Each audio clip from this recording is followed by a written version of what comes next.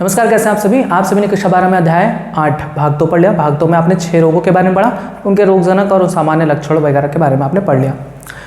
आप जितने भी रोग बताए जाएंगे उनके रोगजनक के नाम जरूर याद रखेंगे। जैसे मैंने आपको बताया था टाइफाइड का रोगजनक कौन है, साल्मोनेला टाइफी। दूसरा मैंने आपको बताया था न्यूमोनिया रोग का रोगजनक कौन है, स्ट्रेप्टोकोकस न्यूमोनिया और हीमोफिलस इन्फ्लुएंजा। तीसरा रोग मैंने आपको बताया था पेचिस या अतिसार, जिसका रोगजनक कौन है, जियार्डिया इंटेस्टाइनेलिया। फिर मैंने आपको प्लेग के बारे में बताया, प्लेग का रोगजनक कौन है, पास्चुरेला पेस्टिस और यर्सीनिया पेस्टिस। फिर मैंने आपको बताया नेक्स्ट डिजीज़ डिप्थीरिया का रोगजनक कौन है, कोराइन बैक्टीरियम डिप्थेरी। और उसके बाद मैंने लास्ट आपको बताया था सामान्य जुकाम, कॉमन कोल्ड का रोगजनक कौन है, वायरस, जिसका नाम है रहीनो विषाणु। सभी के रोगजनक का नाम आपको याद होना चाहिए, क्योंकि बहुत सारे क्वेश्चन आपके इसी से पूछे जाते हैं डायरेक्ट। और उसके बाद मैंने कुछ जांच के बारे में बताया था, जैसे नाइल सैलिबिलिटी टेस्ट, किसके लिए कराया जाता है, निमोनिया के टेस्ट के लिए। और फिर मैंने आपको बताया था विडाल टेस्ट किसके लिए कराया जाता है, टाइफाइड के कंफर्मेशन के लिए। अब आता है अगला रोग, जो कि है मलेरिया। यहाँ से भी बहुत सारे क्वेश्चन नीट में पूछे जाते हैं मलेरिया से। लास्ट में मैं आपको इसका क्वेश्चन भी दिखाऊंगा, मलेरिया। तो फिर वही चीज़ें, सबसे पहले क्या आप पढ़ेंगे कि मलेरिया रोग का रोगजनक कौन है, यानी पैथोजन कौन है, किसके कारण आखिर ये रोग होता है शरीर में। तो मलेरिया रोग का रोगजनक कौन है,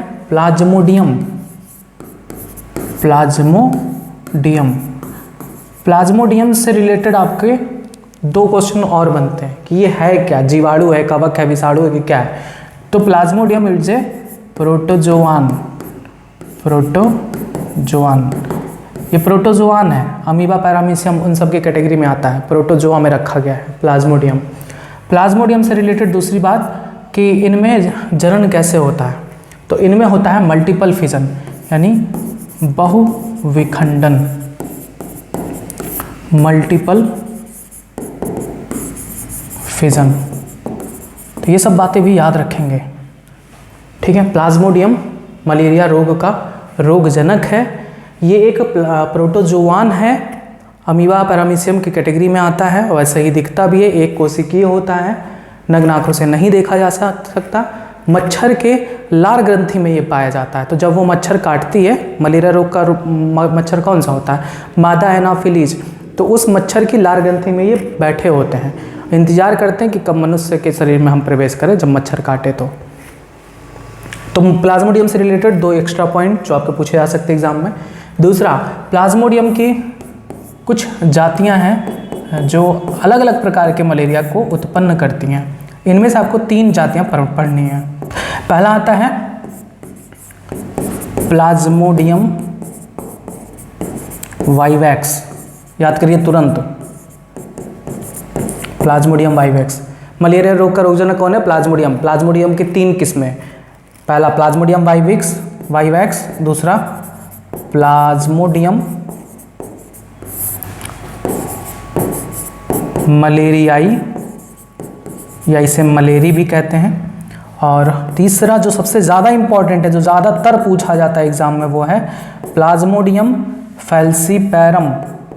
इससे हमारे देश के सैनिक भी डरते हैं, अभी बताते हैं क्यों। आर्मी वाले भी डरते हैं इससे, बताते हैं। प्लाज्मोडियम फैल्सीपैरम, तो 3 यहाँ पर जातियाँ हैं प्लाज्मोडियम की, याद करिए तुरंत, प्लाज्मोडियम वाइवैक्स, प्लाज्मोडियम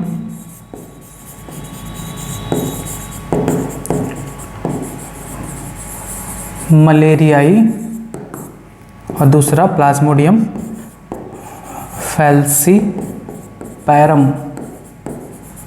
तीनों याद करिए। मलेरिया रोग का रोगजनक कौन है, प्लाज्मोडियम क्या है, एक प्रोटोजोआ होता है, और इसमें बहुविखंडन के द्वारा अलैंगिक जनन होता है। और इसकी 3 जातियां जो प्रमुख रूप से रोग को फैलाती हैं, plasmodium vivax, plasmodium malariae, plasmodium falciparum. इन तीनों में से सबसे ज़्यादा घातक कौन है, ये बार बार पूछा गया है क्वेश्चन। सबसे ज़्यादा घातक ये भैया हैं, ठीक है, प्लाज्मोडियम फैल्सीपैरम। इनके द्वारा जो मलेरिया होता है उसे कहते हैं दुर्दम मलेरिया। इतना घातक कि बचना भी मुश्किल हो जाता है,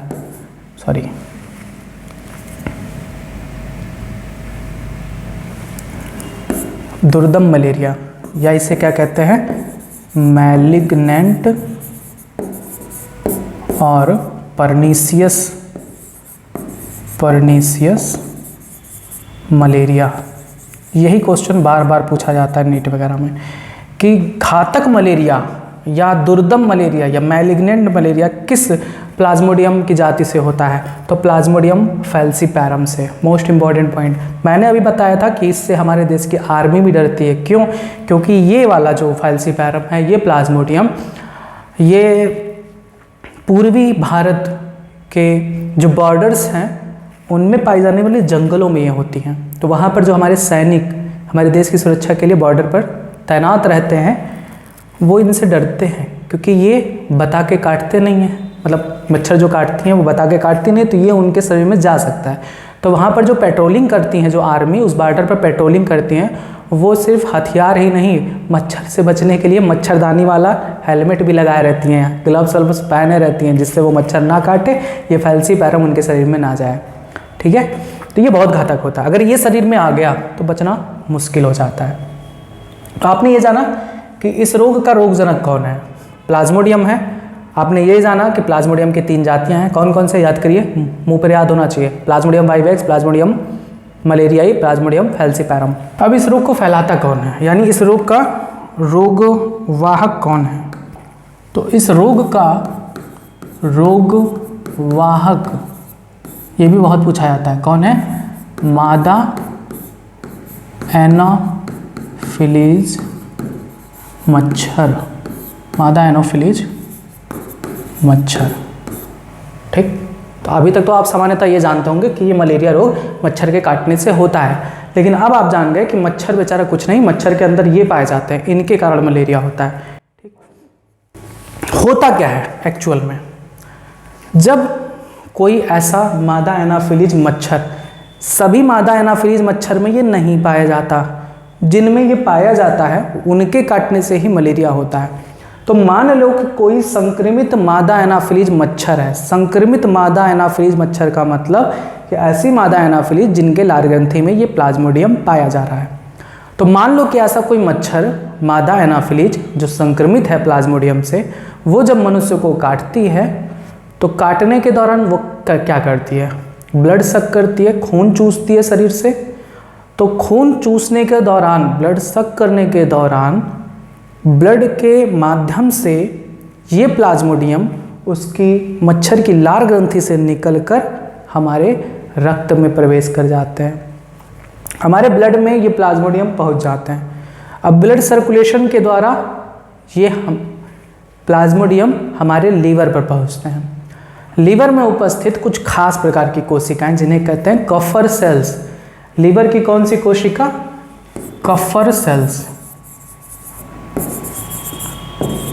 लीवर में एक खास प्रकार की कोशिका होती है जिसका नाम है कफर सेल। ये कफर सेल हमें बाहरी चीज़ों से रक्षा प्रदान करती हैं, लेकिन ये इतने दुष्ट होते हैं कि जो हमारी रक्षात्मक कोशिकाएं हैं उनको ही खत्म कर दें, तुल जाते हैं।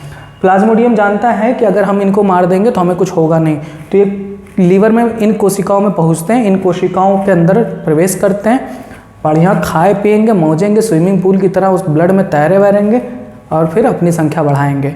ये हमारे लीवर की कफर सेल में क्या करते हैं, अलैंगिक जनन करते हैं, अलैंगिक जनन करते हैं और अपनी संख्या खूब बढ़ाते हैं। अब बेचारा लीवर सेल जो है उसके अंदर ये प्लाज्मोडियम खूब संख्या बढ़ाते हैं, इतनी संख्या हो जाती है कि बेचारी कोशिका सहन नहीं कर पाती और कुफर कोशिका फट जाती है। जब ये फटती है, जब ये कोशिका फट जाती है तो जितने भी प्लाज्मोडियम हैं वो बाहर आ जाते हैं और ये प्लाज्मोडियम फिर से हमारे रक्त में पहुंचते हैं और रक्त में उपस्थित आरबीसी को फिर डिग्रेड करने लगते हैं। अब यहाँ पर ध्यान देने वाली ये बात है कि जो प्लाज्मोडियम हमारे रक्त में या मच्छर की लार ग्रंथि में पाया जाता है किस रूप में होता है, तो प्लाज्मोडियम पाया जाता है बीजाणुज रूप में। ये क्वेश्चन भी पूछा गया है। संक्रामक अवस्था बताइए, प्लाज्मोडियम की संक्रामक अवस्था बीजाणुद्भिद अवस्था होती है, बीजाणुज अवस्था, जिसे इंग्लिश में कहते हैं स्पोरोजोइट्स। स्पोरोजोइट्स। तो प्लाज्मोडियम कि जो संक्रमित अवस्था होती है वो बीजाणुज होती है, स्पोरोजाइट्स अवस्था होती है। यही इसी अवस्था में ये मच्छर के द्वारा हमारे रक्त में प्रवेश करती है, रक्त से लीवर की कोशिका में प्रवेश करती है, लीवर की कोशिका में अपनी संख्या बढ़ाती है, लीवर की कोशिका फट जाती है और फिर ये बीजाणु हमारे रक्त में पहुँचते हैं फिर से, और रक्त में उपस्थित जो आरबीसी है अब आरबीसी के अंदर प्रवेश करती है, लाल रक्त कणिकाओं में प्रवेश करती है, उसमें अब अपनी संख्या अलैंगिक रूप से बढ़ाती है और फिर इनकी संख्या जब इनमें बढ़ेगी आरबीसी में, आरबीसी भी रप्चर हो जाती है, फट जाती है। अब आरबीसी से निकला हुआ जो प्लाज्मोडियम है वो अन्य आरबीसी को इफेक्ट करेगा। धीरे धीरे हमारे शरीर में रक्त में उपस्थित आरबीसी की संख्या कम होने लगती है क्योंकि आरबीसी अधिकतर फटने लगते हैं। तो इससे वीकनेस आएगी, ऑक्सीजन का परिसंचरण सही तरीके से नहीं हो पाएगा। साथ ही साथ ये जो प्लाज्मोडियम है आरबीसी के फटने के दौरान जब निकलते हैं तो इनसे एक जहरीला पदार्थ यानी एक टॉक्सिन रिलीज होता है जिसका नाम है हीमोजॉइन। मोस्ट इम्पॉर्टेंट पॉइंट, हीमोजॉइन एक ऐसा टॉक्सिक मटेरियल है जिसके निकलने से हमारे शरीर में ठिठुरन आती है, कपकपी आती है, चिल्स पैदा करता है, तेज बुखार पैदा करता है। क्लियर है बात है? तो अब ये हमारे आरबीसी को लगातार रप्चर कर रही है, हमारे ब्लड में घूम रही है। अब अगर मान लो कोई सामान्य एनाफिलीज मच्छर आया, संक्रमित वाले मच्छर ने तो काटकर हमें प्लाज्मोडियम दे गया। अब कोई बेचारा सीधा साधा बिना संक्रमण के मादा एनाफिलीज उड़ते हुई आई हमारे शरीर पर बैठी, खुश थी कि अब खून चूसने को मिलेगा। उसे क्या पता था कि खून चूसेगी तो उसके साथ साथ उसको प्लाज्मोडियम भी फ्री में मिल जाएगा। अब जो सामान्य जो मादा एनाफिलीज है जो संक्रमित नहीं है, प्लाज्मोडियम उसके अंदर नहीं है, जब ऐसे संक्रमित व्यक्ति को काटती है जिसके अंदर प्लाज्मोडियम है तो रक्त के माध्यम से ये प्लाज्मोडियम उस सामान्य मादा एनाफिलीज मच्छर के शरीर में चला जाता है। अब वो मच्छर भी संक्रमित, अब उस मच्छर के पेट में आमाशय में ये लैंगिक जनन करते हैं, यानी मच्छर के आमाशय में ये लैंगिक जनन करते हैं, आमाशय में लैंगिक जनन करते हैं और लैंगिक जनन करके फिर से अपनी संख्या बढ़ाते हैं मच्छर के पेट में और फिर बीजाणुज अवस्था को इनकी लार ग्रंथियों में भेज देते हैं। अब इनकी लार ग्रंथियों में वो फिर इकट्ठा है, फिर वो संक्रमित मादा मच्छर किसी मनुष्य को काटेगी, सामान्य मनुष्य को, तो उसके अंदर जाएगा। ये चक्र चलता रहता है। ठीक, यही चक्र कहलाता है प्लाज्मोडियम का जीवन चक्र, प्लाज्मोडियम का जीवन चक्र। तो प्लाज्मोडियम का जीवन चक्र दो पोषदों यानी दो होस्ट में कंप्लीट होता है। एक मच्छर में कंप्लीट होता है और दूसरा मनुष्य में कंप्लीट होता है। प्लाज्मोडियम के कितने पोषद हैं? पोषद मतलब होस्ट, जिस पर कोई परजीवी निर्भर होता है। जैसे मच्छर के अंदर प्लाज्मोडियम गया, वहां पर खाया पिएगा रहेगा, तो मच्छर इसके लिए क्या हो गया? पोषद हो गया, होस्ट हो गया, पोषी हो गया, इसके शरीर में जाएगा रहेगा। प्लाज्मोडियम हमारे शरीर में आया तो हम इसके लिए क्या हो गए? पोषी हो गए, पोषद हो गए, होस्ट हो गए। तो प्लाज्मोडियम के दो पोषद होते हैं, दो होस्ट होते हैं, एक मच्छर दूसरा मनुष्य। अब बात यहाँ पर क्या पूछी जाती है कि प्लाज्मोडियम का प्राथमिक पोषद कौन है? तो प्लाज्मोडियम का प्राथमिक पोषद तो मनुष्य है, द्वितीयक पोषद कौन है? मच्छर है। क्लियर है बात? ये सब क्वेश्चन पूछे गए हैं अलग अलग रूप से, जितने रूप में पूछे गए मैं सब बता रहा हूं आपको। क्या क्या आपने पढ़ा? प्लाज्मोडियम तीन प्रकार की इनकी जातियां, Plasmodium vivax, Plasmodium malariae, Plasmodium falciparum. इनमें से सबसे घातक प्लाज्मोडियम फैल्सीफेरम जो दुर्दम मलेरिया यानी मैलिग्नेंट या परनीसियस मलेरिया काज करता है, ये भी पूछा गया है। फिर आपको मैंने बताया इस रोग का वाहक है मादा एनाफिलीज मच्छर, यह भी पूछा गया है। मादा एनाफिलीज मच्छर जब किसी सामान्य व्यक्ति को काटती है तो उसके रक्त में, मनुष्य के रक्त में चला जाता है ये प्लाज्मोडियम, उसकी लीवर की कोशिका, कुफर कोशिका में पहुंचता है।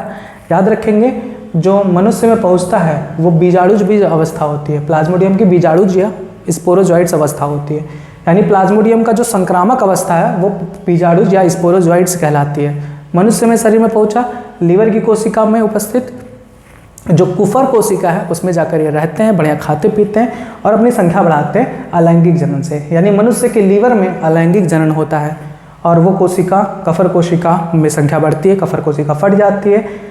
कफर कोशिका के फटने पर ये प्लाज्मोडियम रिलीज होते हैं, हमारे रक्त में पहुंचते हैं, रक्त में उपस्थित आरबीसी में इंटर करते हैं। अब आरबीसी में अपनी संख्या बढ़ाएंगे अलैंगिक जनन द्वारा। आरबीसी में भी क्या होता है? अलैंगिक जनन होता है। अलैंगिक जनन द्वारा अपनी संख्या बढ़ाएंगे और संक्रमित करेंगे आरबीसी को। आरबीसी में अपनी संख्या बढ़ाएंगे, आरबीसी फट जाएगी। आरबीसी के फटने पर ये फिर रिलीज होंगे और फिर अन्य रक्त में उपस्थित अन्य आरबीसी कणों में प्रवेश करेंगे, आरबीसी को खत्म करेंगे। इससे आरबीसी की संख्या कम होने लगती है। अब जब संक्रमित व्यक्ति के रक्त में ये हैं प्लाज्मोडियम, तो जब कोई सामान्य मादा एनाफिलीज जब उस संक्रमित व्यक्ति को काटती है तो वो सामान्य मादा एनाफिलीज संक्रमित हो जाती है प्लाज्मोडियम से और फिर उस मादा एनाफिलीज के आमाशय में वो लैंगिक जनन करता है। लैंगिक जनन करके अपनी संख्या बढ़ाता है और उनकी लार ग्रंथियों में बीजाणुविद अवस्था को भेज देता है। फिर वो किसी सामान्य व्यक्ति को काटती है, तो यही चक्र चलता रहता है। इसे कहते हैं प्लाज्मोडियम का जीवन चक्र। अब यहाँ से कौन कौन से क्वेश्चन पूछे गए? देखिए, एक क्वेश्चन ये पूछा गया कि कौन सी कोशिका को प्रभावित करती है मनुष्य के लीवर की? कफर कोशिका पूछी गई है। दूसरा, प्लाज्मोडियम की संक्रामक अवस्था बताइए, बीजाणुविद अवस्था। तीसरा, प्लाज्मोडियम में अलैंगिक जनन कहाँ कहाँ होता है? तो प्लाज्मोडियम का अलैंगिक जनन मनुष्य के लीवर कोशिका, कफर कोशिका और आरबीसी में होता है। नेक्स्ट क्वेश्चन पूछा गया है कि प्लाज्मोडियम का लैंगिक जनन कहाँ होता है? तो लैंगिक जनन होता है आमाशय में, मच्छर के आमाशय में। अब लैंगिक जनन के लिए युग्मक चाहिए, मादा युग्मक, नर युग्मक चाहिए। तो ये मादा युग्मक और नर युग्मक कहाँ बनते हैं? यानी युग्मक जनन कहाँ होता है? प्लाज्मोडियम का युग्मक जनन कहाँ होता है? तो याद कर लीजिए, प्लाज्मोडियम का युग्मक जनन आरबीसी में होता है। बस इतने से आपका काम हो जाएगा, इससे ज़्यादा कुछ भी नहीं पढ़ना है। आइए देखिए, ये है प्लाज्मोडियम का जीवन चक्र।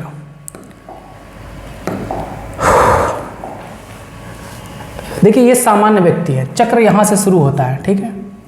सामान्य व्यक्ति था बेचारा, खाना आना खा के बैठ के बढ़िया गद्देदार सोफे पे टीवी देख रहा था। ये प्लाज्मोडियम एनाफिलीज आया, मादा एनाफिलीज मच्छर आया जो कि संक्रमित है, इसके अंदर प्लाज्मोडियम है। ये जब मनुष्य को काटता है तो प्लाज्मोडियम इंटर करता है मानव के शरीर में। अब प्लाज्मोडियम ब्लड में जाता है, ब्लड के माध्यम से कहाँ पहुँचता है? यकृत में, लीवर में। लीवर में देखिए, पैरासाइट किस अवस्था में, प्लाज्मोडियम किस अवस्था में जाता है? बीजाणुज अवस्था में, बीजाणुज अवस्था में, यानी स्पोरोजोइट रूप में जाता है। Reach the liver through blood, blood के द्वारा ये लीवर में पहुंचता है और लीवर में अपनी संख्या बढ़ाता है। द पैरासाइट यानी प्लाज्मोडियम रिप्रोड्यूस जनन करता है, एसेक्सुअली अलैंगिक जनन करता है लीवर सेल में और अपनी संख्या बढ़ाकर उस कोशिका को नष्ट करके फोड़ देता है। फूटने के बाद वो कोशिका, कौन सी कोशिका? लीवर की कफर सेल, कफर कोशिका। फूटने के बाद ये बीजाणुज रिलीज होता है और ब्लड में पहुंचता है। ब्लड में उपस्थित आरबीसी में ये पहुंचते हैं, अपनी संख्या बढ़ाते हैं और अपनी संख्या बढ़ाकर ये रिलीज हो जाते हैं, आरबीसी को फोड़ देते हैं, नष्ट कर देते हैं। और आरबीसी नष्ट हुई, ये बाहर आ गए, फिर ये अन्य किसी आरबीसी को इन्फेक्ट करेंगे। इस दौरान इनसे एक टॉक्सिन रिलीज होता है, इस बात को मत भूलिएगा, ये क्वेश्चन पूछा गया है। एक टॉक्सिन रिलीज होता है,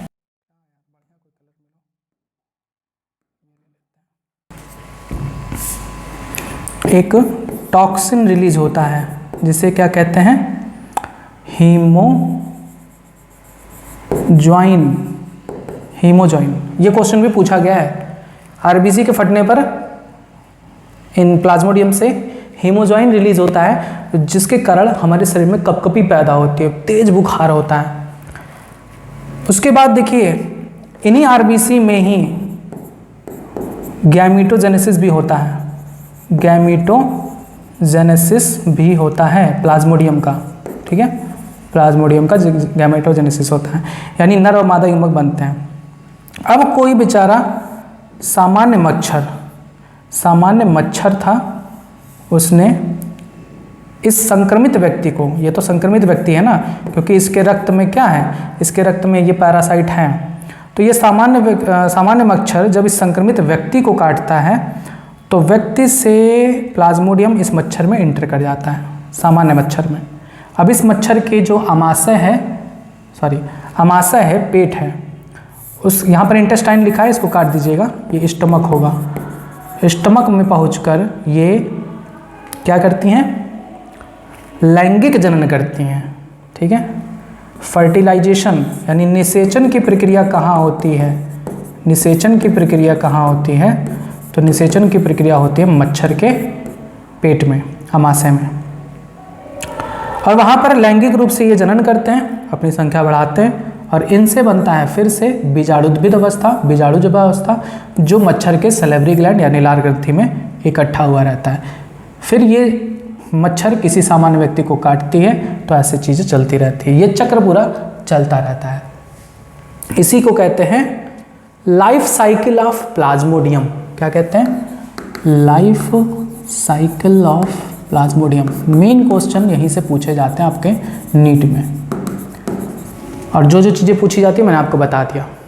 क्लियर है बात है, क्या क्या पूछा जाता है हाईलाइट कर देते हैं एक बार फिर से हम चीज़ों को। देखिए, एक तो ये पूछा गया कि किस रूप में संक्रामित करता है, बीजाणुजबीज रूप में। कौन सा मच्छर फैलाता है, मादा एनाफिलीज। लीवर की कौन सी कोशिका इफेक्ट होती है, कफर कोशिका। फिर क्वेश्चन क्या पूछा जा सकता है कि मलेरिया में ठंड या चिल कपकपी किसकी वजह से होता है, हीमोजॉइन की वजह से। मलेरिया में युग्मक जनन कहाँ होता है, मनुष्य की आरबीसी में। नेक्स्ट क्वेश्चन पूछा जा सकता है कि प्लाज्मोडियम में निषेचन कहाँ होता है, तो मादा एनाफिलीज के आमाशय में। बस तो इतनी बातें आपकी पूछी जाती हैं मलेरिया से संबंधित। तो आपने क्या जाना, प्लाज्मोडियम का जीवन चक्र, आपने मलेरिया रोग के रोगजनक के बारे में जाना, रोगवाहक के बारे में जाना। अब आते हैं हम लक्षण की बात कर लें।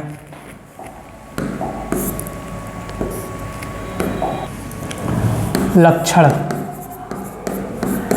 इस रोग का लक्षण है तेज बुखार, उच्च ज्वर, टेम्परेचर लगभग 105 डिग्री फ़ारेनहाइट से 106 डिग्री फ़ारेनहाइट होता है।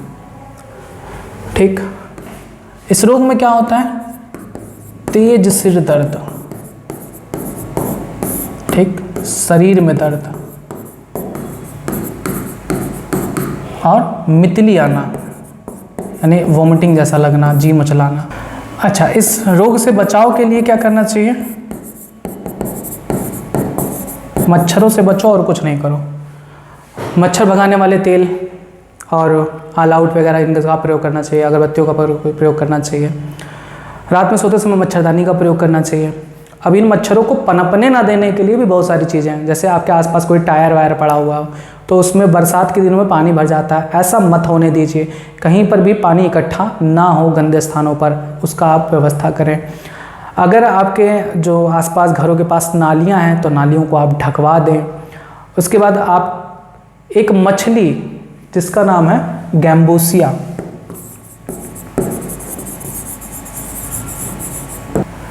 एक और जिसका नाम है ट्राउट, एक और जिसका नाम है स्टिकल बग्स, इसको स्टिकल बैग्स कहते हैं, और एक मिनोज, मिनोज सही से लिख दे, नहीं तो आप लोग टोकने लगोगे। मिनोज, इनमें से सबसे ज़्यादा ये पूछा जाता है गैम्बूसिया। इन मछलियों को आसपास के जो तालाब हैं, नदी नाले हैं, उनमें ये छोड़ देने चाहिए। ये मछलियाँ क्या करती हैं, मच्छरों के लार्वा को खा जाती हैं, तो मच्छरों पर नियंत्रण पाते हो गए आप। गैम्बूसिया के बारे में पूछा गया है कि कौन सी मछली है जो मच्छरों के लार्वा को खाती है, गैम्बूसिया, चूँकि ये आपके एनसीईआरटी में भी है। तो आप इतनी चीज़ें कर सकते हैं। तो ये थे उपाय कि आप मलेरिया के परजीवी प्लाज्मोडियम से कैसे बच सकते हैं, मलेरिया के मच्छर को कंट्रोल करके। बस आज का टॉपिक बस इतना ही। मलेरिया रोग बहुत इंपॉर्टेंट है, बहुत सारे क्वेश्चन पूछे गए। अब इससे रिलेटेड आपके जो नीट में पूछे क्वेश्चन है उनको मैं आपको दिखाऊंगा। देखिए पहला क्वेश्चन ही पूछा गया है 2020 में, नीट 2020 में पूछा गया है कि प्लाज्मोडियम की संक्रामक अवस्था बताइए जो मानव शरीर में प्रवेश करती है। तो अभी बताएं कि प्लाज्मोडियम की संक्रामक अवस्था कौन सी होती है जो शरीर में एंटर करती है? बीजाणुजविद अवस्था या बीजाणुज अवस्था या उसे जीवाणुज अवस्था भी कहते हैं, इसको इंग्लिश में स्पोरोजॉइड्स कहते हैं। यहाँ पर बी ऑप्शन दिया गया है, जीवाणुज अवस्था। बस, और भी बहुत सारे क्वेश्चन पूछे गए हैं, वो बहुत पहले पूछे गए थे तो उनके बारे में चर्चा नहीं है। अब इतने आपके इंपॉर्टेंट पॉइंट्स यहाँ पर बने हैं, आप इनको अच्छी तरीके से पढ़िएगा और आगे के लिए आप तैयार रहिएगा। आगे जो भी टॉपिक होगा, जो भी रोग होंगे उनके बारे में आपको बताया जाएगा अगले पार्ट में। धन्यवाद।